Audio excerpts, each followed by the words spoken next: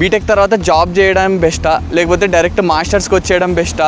ఇక్కడ చూస్తే మనకు ప్లేస్మెంట్లు ఏం సరిగ్గా వస్తాయో, అక్కడ చూస్తే ఎంఎస్ అప్లికేషన్స్ అని ఇంట్లో కాన్ఫిడెంట్గా చెప్పినాం. మా నాన్న చూస్తే సంవత్సరానికి 2 లక్షలు ఫీజు కడుతున్నాడు. ఒకవేళ అది రాక ఇది రాక ఇంట్లో నా పరిస్థితి ఏంటిది, ఇంకా మాస్టర్స్కి అడ్మిషన్ వస్తుందా రాదా అని టెన్షన్తో తిరుగుతున్న రోజులు అవి. ఈ అడిగేటోళ్ళు కూడా మన ఇంట్లో వాళ్ళు అక్కడ ఉన్నారా, లేకపోతే వీళ్ళు మనతో మాట్లాడుతుంటే మన ఇంట్లో వాళ్ళకి వినపడుతుందా, ఇట్లాంటి పాయింట్ చూసుకొని కరెక్ట్గా ఏం చేస్తున్నావమ్మా కంటిన్యూగా అడిగేటోళ్ళు.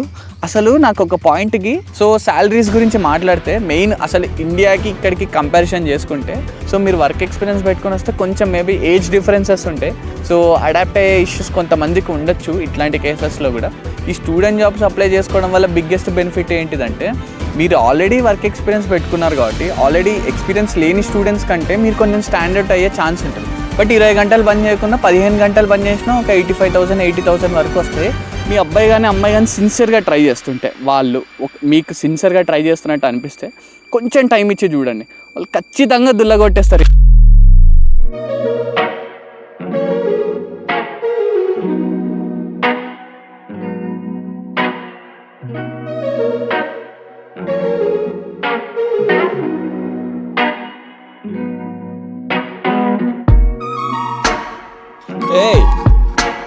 మనలో చాలామంది రాత్రి పడుకునే వాళ్ళకన్నా రాత్రి ఉదయించే సూర్యుళ్ళే ఎక్కువ. నువ్వేం కంగారు పడద్దు. ఒకప్పుడు అయ్యగారు కూడా అదే జాతి. బీటెక్లో ఉన్నప్పుడు పగలంతా టైం వేస్ట్ చేసుకొని రాత్రి అయితే ఓకే కొంచెం సేపు చిన్నగా ఆలోచిద్దాం మన కెరీర్ గురించి అని అనుకునేటోని. ఇక్కడ చూస్తే మనకు ప్లేస్మెంట్లు ఏం సరిగ్గా వస్తాయో, అక్కడ చూస్తే ఎంఎస్ అప్లికేషన్స్ అని ఇంట్లో కాన్ఫిడెంట్గా చెప్పినాం. మా నాన్న చూస్తే సంవత్సరానికి 2 లక్షలు ఫీజు కడుతున్నాడు. ఒకవేళ అది రాక ఇది రాక ఇంట్లో నా పరిస్థితి ఏంటిది, అమ్మ బాబాయ్ ఊహిస్తేనే భయంగా ఉంది కదా అన్నట్టు ఉండేది నాకైతే. అసలు లిటరల్గా అసలు ఈ వీడియోలో కంప్లీట్గా బీటెక్ తర్వాత జాబ్ చేయడం బెస్టా లేకపోతే డైరెక్ట్ మాస్టర్స్కి వచ్చేయడం బెస్టా, నేను ఏ పాయింట్స్ కన్సిడర్ చేసినాను అసలు ఆ టైంలో అన్న దాని గురించి కంప్లీట్గా మాట్లాడేసుకుందాం. హాయ్ హలో నమస్తే, వెల్కమ్ టు మనీ వ్లాగ్స్. మీతో మాట్లాడుతుంది మనీ, మన జాగింగ్ అయ్ చింటూ. జాగింగ్ అయ్ అండ్ కెమెరామెన్ అట్ట ఈరోజు. ముందు అనుకున్నట్టే అసలు వీడియో ఇండియాలో జాబ్ చేయడం బెటరా లేకపోతే మాస్టర్స్ చేయడం బెస్టా జర్మనీలోకి వచ్చి. ఈ కేసు గురించి మాట్లాడుకుంటే మొత్తం 3 టైప్ సినారియోస్ గురించి మాట్లాడుకోవచ్చు. ఫస్ట్ థింగ్ ఏంటిదంటే, నువ్వు ఆల్మోస్ట్ నీ గ్రాడ్యుయేషన్, నువ్వు బీటెక్లో ఉన్నా, డిగ్రీలో ఉన్నా, బీబీఏలో ఉన్నా, ఆల్మోస్ట్ నీ గ్రాడ్యుయేషన్ అయిపోయే టైంకి నువ్వు అన్ని అప్లికేషన్స్ వేసేసి అడ్మిషన్ తెచ్చుకొని డైరెక్ట్గా మాస్టర్స్కి జర్మనీ వచ్చేయడం. సెకండ్ కేసు ఏంటిదంటే, నీ గ్రాడ్యుయేషన్ అయిపోగొట్టుకొని ఒక 6 మంత్స్ టైం పెట్టుకొని ఎగ్జామ్స్ అన్నీ ఫినిష్ చేసి జర్మనీ రావడం. మూడో కేసు ఏంటిదంటే, ఒక 2-3 ఇయర్స్ వర్క్ ఎక్స్పీరియన్స్ ఇండియాలో పెట్టుకొని 2-3 ఇయర్స్ లేకపోతే 5 ఇయర్స్ వర్క్ ఎక్స్పీరియన్స్ పెట్టుకొని మాస్టర్స్ ప్లాన్ ఉంటే ఆ ప్రాసెస్ ఏంటిది. దీని గురించి ఒక్కొక్కటి గురించి మాట్లాడుకుందాం. అండ్ నువ్వు ప్రతిదానికి ఒక పాజిటివ్ ఉంటుంది, ప్రతిదానికి ఒక నెగిటివ్ ఉంటుంది. నేను వచ్చేటప్పుడు అసలు నేనే పాయింట్స్ కన్సిడర్ చేసుకున్నా. నాకు ఒక స్టార్టప్లో నాకు ఆ టైంకి ఒక ఆఫర్ వచ్చింది. బట్ నేను దాన్ని ఎందుకు వద్దనుకొని ఇటు సైడ్ ఎందుకు వచ్చినాను, ఇందాక చెప్పినట్టు ఎగ్జాక్ట్గా నేను అసలు ఏ పాయింట్స్ కన్సిడర్ చేస్తున్నాను ఆ టైంకి అన్నది మీకు కూడా ఖచ్చితంగా హెల్ప్ అవుతుంది. బికాజ్ ఇవన్నీ చాలా జనరలైజ్డ్ పాయింట్స్ నేను ఆ టైంలో తీసుకున్నది. ఈ వీడియో ఖచ్చితంగా మీకు హెల్ప్ఫుల్లే ఉంటుంది. ఫస్ట్ థింగ్ ఏంటిదంటే, నేను గ్రాడ్యుయేషన్లో ఉన్నప్పుడు అప్లై చేసుకుందాం అనుకున్నా. నా దగ్గర అప్పటికి ఐఎల్స్ కానీ లేకపోతే జిఆర్ఈ కానీ ఇవేం లేవు. జస్ట్ నా కాలేజ్ నుంచి కావాల్సిన ట్రాన్స్క్రిప్ట్స్ కానీ ఎల్ఓఆర్ ఎస్ఓపిస్ ఇవన్నీ రెడీగా పెట్టుకున్నాను, కానీ మిగతా ఏం పెట్టుకోలేదు. అండ్ అప్పటికి నేను అంత ప్రిపేర్డ్గా లేను. ఫస్ట్ ఆప్షన్ లేనట్టే. అంటే ఎవరైనా 7th సెమిస్టర్ అయిపోయిన వెంటనే ఈ డాక్యుమెంట్స్ అన్నీ రెడీగా పెట్టుకొని అప్లై చేయడం స్టార్ట్ చేస్తే మీకు ఆ గ్యాప్ ఉండకుండా డైరెక్ట్గా మాస్టర్స్కి వచ్చేస్తారు. ఏదైతే ఆ బఫర్ పీరియడ్ ఉందో అదేం లేకుండా మాస్టర్స్కి వచ్చేస్తారు. మళ్ళీ ఈ మంత్ గ్యాప్ లేకుండా మళ్ళీ మీ మాస్టర్స్ అనేది ఫాస్ట్గా చేసే ఛాన్స్ ఉంటుంది.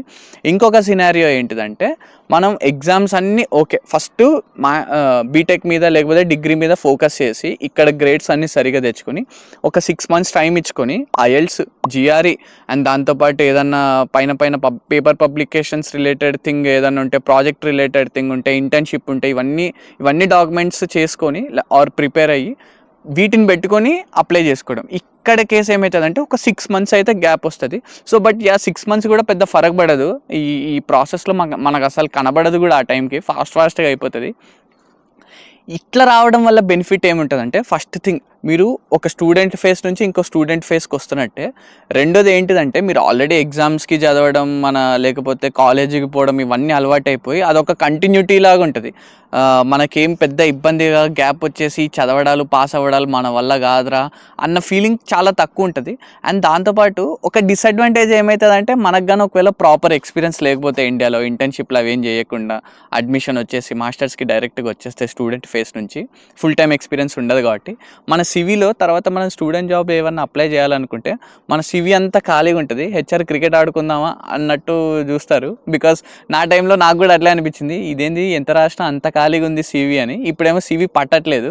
బట్ యా, సో ఇదొక అడ్వాంటేజ్ అండ్ డిసడ్వాంటేజ్ ఉంటుంది స్టూడెంట్ ఫేస్లో నువ్వు వస్తే. ఇంకొక పెద్ద థింగ్ ఏంటిదంటే నువ్వు స్టూడెంట్గా ఉన్నప్పుడు వస్తే తొందరగా నీ సరౌండింగ్స్కి అడాప్ట్ అయిపోతావు ఈజీగా, నీకు పెద్ద డిఫికల్టీ చూడవు, అదొక బెనిఫిట్ ఉంటుంది. చాలా ప్రశాంతంగా ఉంది మార్నింగ్ అయితే. అరే అయ్యో ఇంకోటి, జస్ట్ కొంచెం సేపు మనసిప్పి మాట్లాడుకుందాం రా. అది నా బీటెక్ అయిపోయిన రోజులు. అప్పట్లోనే అయ్యగారికి ఫ్రెష్గా బీటెక్ అయిపోయింది, ఇంకా మాస్టర్స్కి అడ్మిషన్ వస్తుందా రాదా అని టెన్షన్తో తిరుగుతున్న రోజులు అవి.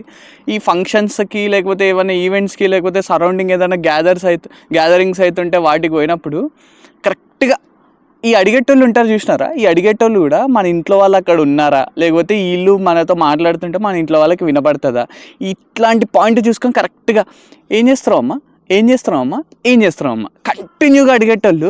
అసలు నాకు ఒక పాయింట్కి నన్ను వరుసగా అడిగేస్తున్నారు. 5th టైంకో 6th టైంకో పల్లీలు అమ్ముకుంటుంటా అని చెప్దాం అనుకున్నా కానీ అమ్మో వద్దులే, ఇప్పుడు మనం అసలు ఏం చేయట్లేదు, మా ఇంట్లో వాళ్ళు ఏంటో మడతేసి కొడతారు అనుకొని సైలెంట్గా ఉండి నవ్వేసి పక్కకు వచ్చేసిన.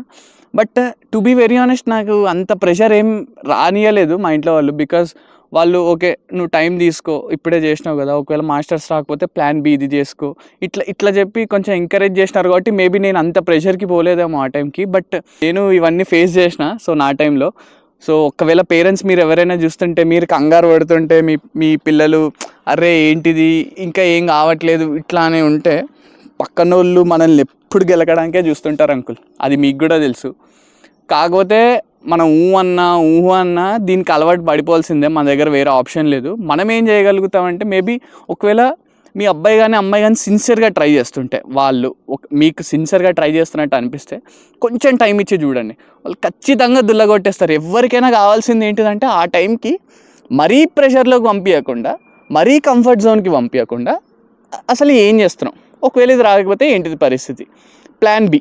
సో ఇట్లాంటివి పెట్టుకొని ఇట్లా మాట్లాడితే అది ఖచ్చితంగా వర్కౌట్ అవుతుందని నా feeling. So video aunty uncle మీరు ఎవరైనా చూస్తుంటే మంచో చెడో మీరు నన్ను ఓన్ చేసుకుంటే ఒక్కసారి ఇది ట్రై చేసి చూడండి. నా కేసులో అయితే ఇదే వర్కౌట్ అయింది. ఒకవేళ నువ్వు ఇండియాలో 2-3 ఇయర్స్ ఆఫ్ వర్క్ ఎక్స్పీరియన్స్ పెట్టుకొని జర్మనీ రావాలంటే అది కూడా ఒక మంచి ఆప్షనే. ఎందుకంటే ఇక్కడ 2 థింగ్స్ మాట్లాడుకోవచ్చు. ఒకటి, కొంతమందికి కొన్నిసార్లు ఫినాన్షియల్గా స్టేబుల్ లేకపోవడం వల్ల ఆ టైంకి ఫండ్స్ కుదరక ఓకే కాంప్రమైజ్ అయిపోయి జాబ్ చేసేద్దాంలే తర్వాత మాస్టర్స్కి వద్దామని అనుకుంటారు కదా, మీకు ఇది అడ్వాంటేజే. ఎందుకంటే మనం ఒకవేళ జాబ్ చేస్తే మనకు కావాల్సిన బ్లాక్డ్ అకౌంట్ 10 లక్షలు ఏవైతే ఉన్నాయో మనం కంప్లీట్గా ఇండిపెండెంట్గా మనమే సంపాదించుకొని మనమే డబ్బులు పెట్టుకొని చదువుకోవడానికి వస్తాం. రెండో బిగ్గెస్ట్ అడ్వాంటేజ్ ఏంటిదంటే మనకు ఆల్రెడీ ఇండియాలో వర్క్ ఎక్స్పీరియన్స్ ఉండడం వల్ల టార్గెట్ మాస్టర్స్ కోర్స్ ఒకవేళ మీకు కానీ data science or business analytics లేకపోతే డేటా అనాలిటిక్స్లో ఇట్లా వర్క్ ఎక్స్పీరియన్స్ ఉండి మీరు మాస్టర్స్ కూడా data science data analytics side apply చేసుకొని ఇక్కడికి వస్తే సో మీరు వర్క్ చేసింది మీరు జాబ్ చేస్తే మీరు మాస్టర్స్కి అప్లై చేసింది సిమిలర్ ఉంటుంది. ఇక్కడికి వచ్చిన తర్వాత అదే సిమిలారిటీని బేస్ చేసుకొని పార్ట్ టైమ్స్ అప్లై చేసుకుంటారు స్టూడెంట్ జాబ్స్. ఈ స్టూడెంట్ జాబ్స్ అప్లై చేసుకోవడం వల్ల బిగ్గెస్ట్ బెనిఫిట్ ఏంటిదంటే మీరు ఆల్రెడీ వర్క్ ఎక్స్పీరియన్స్ పెట్టుకున్నారు కాబట్టి ఆల్రెడీ ఎక్స్పీరియన్స్ లేని స్టూడెంట్స్ కంటే మీరు కొంచెం స్టాండర్డ్ అయ్యే ఛాన్స్ ఉంటుంది. కాకపోతే మీ కేసులో ప్రాబ్లం ఏమైపోతుందంటే అప్పటికి ఒక 2-3 ఇయర్స్ జాబ్ చేసి ఉంటారు కాబట్టి ఈ గ్యాప్ వచ్చేసి ఉంటుంది. సో చదవడం కొంచెం కష్టమవుతుంది. బట్ మీరు అవన్నీ అర్థం చేసుకొని మళ్ళీ క్లాస్లోకి పోయి కూర్చొని చదువుకోవడం ఎగ్జామ్స్ క్లియర్ చేయడం ఇవన్నీ కొంచెం ఛాలెంజ్ లాగా అనిపిస్తుంది. ఇంకొక సవాల్ ఏమొస్తుందంటే ఆల్రెడీ మాస్టర్స్కి వచ్చే వాళ్ళు చాలామంది గ్రాడ్ అయిపోయిన వెంటనే వచ్చిన వాళ్ళు ఉంటారు. సో మీరు వర్క్ ఎక్స్పీరియన్స్ పెట్టుకొని వస్తే కొంచెం మేబీ ఏజ్ డిఫరెన్సెస్ ఉంటాయి.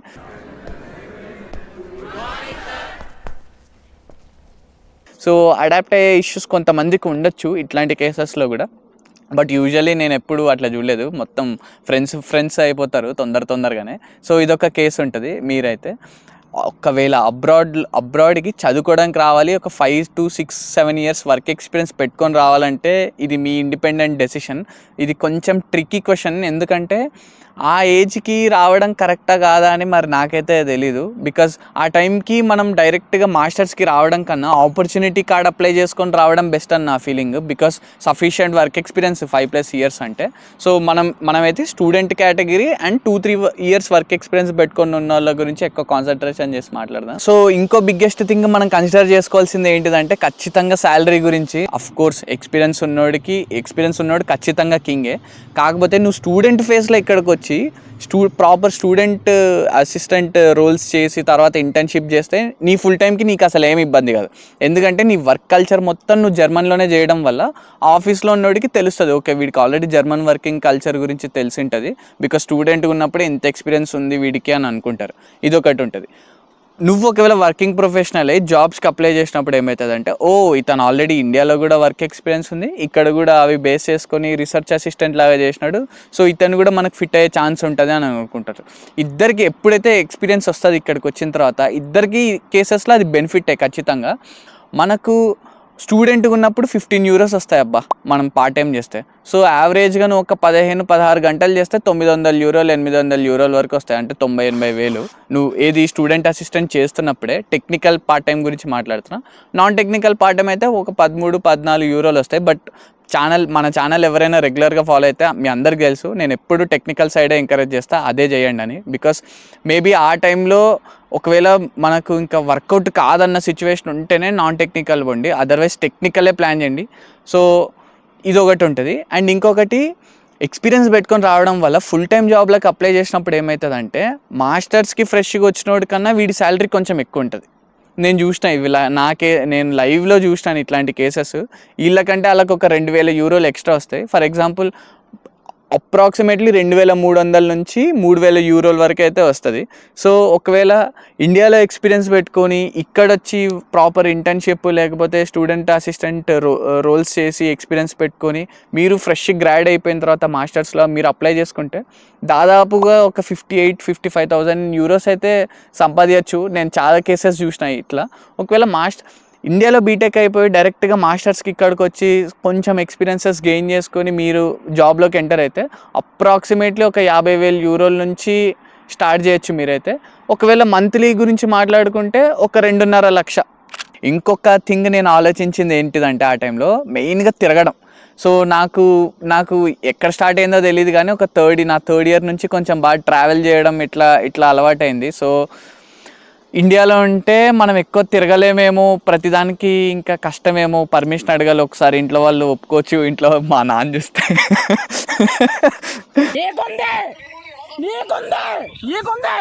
సో పర్మిషన్ అడగాలి, ఒప్పుకోరో ఇట్లా ఉంటాయి. బట్ ఇక్కడికి వచ్చిన తర్వాత డిఫరెంట్ కంట్రీస్ తిరగచ్చు, ఆ ఫ్లెక్సిబిలిటీ ఉంటుంది. సో చాలా ఇంటర్ కల్చరల్ కావచ్చును, ఇట్లాంటి ఫీలింగ్ వచ్చింది. అందుకే నేను వచ్చేసిన వెంటనే Paris, Spain, Belgium, Netherlands, Switzerland, so ఇట్లా చాలా కంట్రీస్ తిరిగేసిన. సో ఈ పాయింట్ కూడా కన్సిడర్ చేసుకున్నా. సో మీలో ఎవరైనా వచ్చేవాళ్ళు ఉంటే ఒకసారి ఈ పాయింట్స్ అన్నీ కన్సిడర్ చేసుకోండి.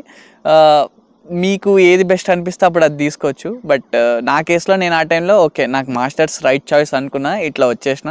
సో వీడియో నచ్చితే లైక్ చేయండి, షేర్ చేయండి. ఇంకేం మరి వెళ్ళొస్తా, బాయ్.